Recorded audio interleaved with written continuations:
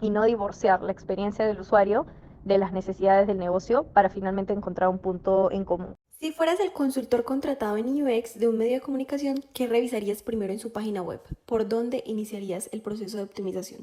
Si fuera un consultor contratado en experiencia de usuario, lo que revisaría primero,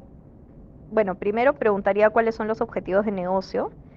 y luego revisaría el histórico de cómo le ha estado yendo a la plataforma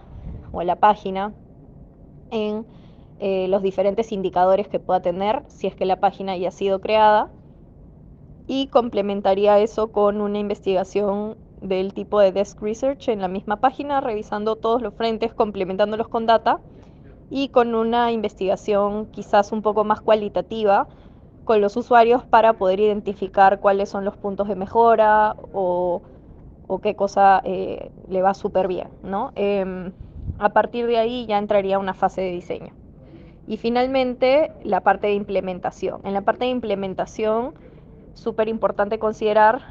los tiempos, no solamente del frente de UX, sino también del frente de producto y del frente de tecnología que finalmente va a tangibilizar esos cambios para tener un alcance mucho más adecuado. Bueno, la estrategia que implementaría para generar una buena experiencia de usuario en un medio de comunicación, creo que me apalancaría mucho en el gamification basado en data, ya que esta es una técnica que al incorporar juego, cruzarlo con un tema de redes sociales, por ejemplo, que hoy en día están tan usados, las nuevas redes sociales, no me refiero a Facebook, sino quizás a TikTok, a Instagram, también todo depende del público, pero creo que el gamification es una estrategia que se aplica a todo rango de edad, y que para un medio de comunicación genera esa expectativa y esa recurrencia y engagement en cualquier estrategia que se trabaje. Entonces, para mí podría ser una propuesta diferenciada, innovadora,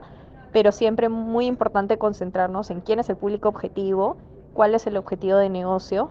y cuáles son los insights que se han recabado en los usuarios, ¿no? Ahorita estoy soltando una estrategia, pero tendría que revisar. Muchísimas gracias, Denise, por tomarte tu tiempo y concedernos esta entrevista. Creo que fue de gran ayuda para poder esclarecer un poco más ese tema de experiencia de usuario y cómo manejarlo en las empresas.